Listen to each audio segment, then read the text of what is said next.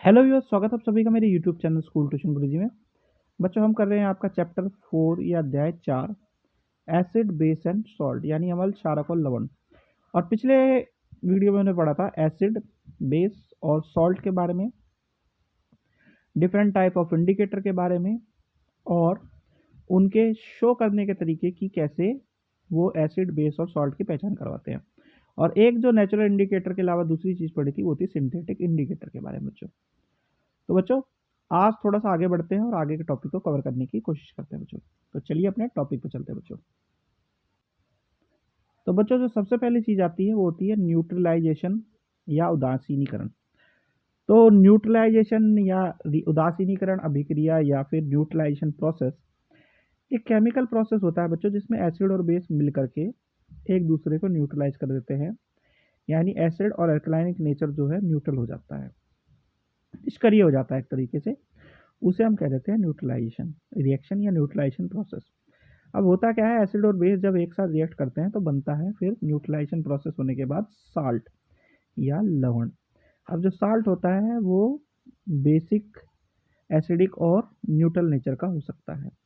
ठीक है, यानी बेसिकली एसिड और बेस जब रिएक्ट करेंगे तो H2O बनेगा, आपका पानी बनेगा, और लवण बनेगा या साल्ट बनेगा। HCl प्लस NaOH की अगर बात करें तो इन दोनों के जो न्यूट्रलाइजेशन रिएक्शन होता है उसके बनने के बाद H2O और NaCl बनता है बच्चों। आगे बढ़ते हैं। अब अनेकों टाइप के एसिड हैं जो हम देखने को मिलते हैं। बात करें अगर हाइड्रोक्लोरिक एसिड की, हाइड्रोक्लोरिक अम्ल की, तो ये क्या है, स्टोमक का एसिड है और खट्टा टेस्ट में होता है। ये क्या करता है, खाने को पचाने और खाने के अंदर जो हार्मफुल बैक्टीरिया अगर आ गए हैं तो उसे मारने के काम आता है हमारे डाइजेस्टिव सिस्टम में। फिर बात करें बच्चों एसिटिक एसिड या एसिटिक अम्ल की, तो ये इंग्रेडिएंट है विनेगर का, सिरके का एक घटक है। साइट्रिक एसिड की बात करें तो ये क्या है, साइट्रस फ्रूट जो कि लेमन, ग्रेप्स, ऑरेंज और लाइम हो गया, उसमें एक घटक के तौर पर मिलता है। लैक्टिक एसिड की बात करें तो जितने भी आपके दूध या दूध से जुड़े प्रोडक्ट हैं, जैसे कि खट्टा दूध हो गया, सौर क्रीम हो गया, योगर्ट हो गया जिसे दही बोलते हैं, कॉटेज चीज़ हो गया, उसमें लैक्टिक एसिड आपको देखने को मिलता है। चलिए आगे बढ़ते हैं बच्चों। अब बात कर लेते हैं कॉमन बेसिस की। तो जो मोस्ट या वाइडली यूज होने वाले क्षार हैं उसमें सबसे पहले आता है जो आपके घरों के साफ सफाई में काम आने वाली मटेरियल वाला साल्ट है। फिर उसके बाद है फर्टिलाइजर्स के तौर पे इसे काम करते हैं। अब कैल्शियम हाइड्रोक्साइड की बात करें तो इसे मोर्टार और प्लास्टर बनाने के लिए काम करता है और ये न्यूट्रलाइज करता है एसिड के जो सॉइल में एसिड होता है उसको भी। सोडियम हाइड्रोक्साइड की बात करें तो ये स्ट्रॉन्गेस्ट बेस है और ये ओवन क्लीनर्स या ड्रेन क्लीनर्स के तौर पे इस्तेमाल होता है।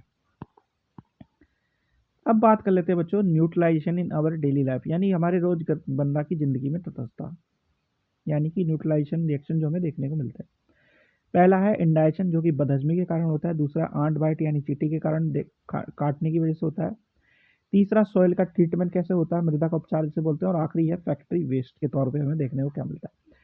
सबसे पहले बात कर लेते हैं इसमें इंडाइजेशन की। तो इंडाइजेशन या बदहजमी की जब बात करते हैं तो होता क्या है बच्चों कि हमारा स्टोमक जब खाने को पचाने के लिए मदद करता है, वो इन केस अगर ज़रूरत से ज़्यादा रिलीज कर दे एसिड को तो हम क्या कर लेते हैं, हाइपर एसिडिटी या अपच को हम शिकार हो जाते हैं।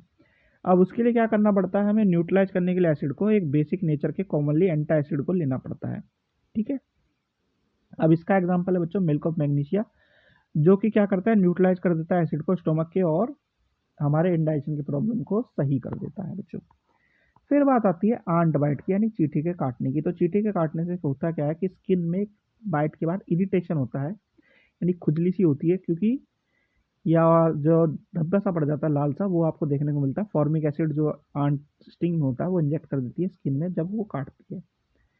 अब इसके लिए भी हमें क्या करना पड़ता है, बेसिक सब्सटेंस को यूज़ करना पड़ता है। और उसमें क्या आता है बच्चों आपका baking soda, hydrogen carbonate, calamine solution, zinc carbonate को हम ट्रीटमेंट के तौर पे इस्तेमाल करते हैं आंट बाइट की। ठीक है बच्चों, फिर आता है सॉइल ट्रीटमेंट की बात। सॉइल ट्रीटमेंट की बात जब हम करते हैं, होता क्या है, ये सॉइल क्या है, न्यूट्रल इन नेचर होती है, लेकिन जब हम केमिकल फर्टिलाइजर्स को यूज़ करते हैं काफ़ी मात्रा में तो वो एसिडिक इन नेचर हो जाती है। उसके लिए ट्रीट करने के लिए हम एसिड में क्विक लाइम जिसे हम कैल्शियम ऑक्साइड कहते हैं या स्लेक्ट लाइम जिसे हम कैल्शियम हाइड्रोक्साइड कहते हैं, उसको हम उसके ऊपर डालते हैं।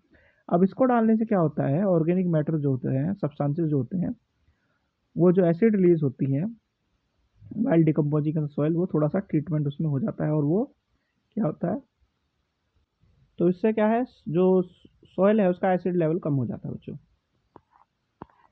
फिर एक चीज़ आती है बच्चों फैक्ट्री वेस्ट की। तो फैक्ट्री क्या है, एसिडिक नेचर का वेस्ट जनरेट करती है, जो कि डायरेक्टली डंप कर देती है कई बार, किसमें, जो रिवर्स है, स्ट्रीम्स है या नालियाँ हैं उसमें। तो उससे क्या होता है, एक्वेटिक लाइफ हार्म होती है। तो उसे ट्रीटमेंट करने के लिए भी इस तरह के हम न्यूट्रलाइजेशन रिएक्शन का यूज़ करते हैं। तो बच्चों ये वाला टॉपिक हो गया यहाँ पे कंप्लीट। आशा करता हूँ आपको वीडियो अच्छी लगी होगी। नेक्स्ट वीडियो में बात करेंगे इससे आगे की बच्चों। Thank you.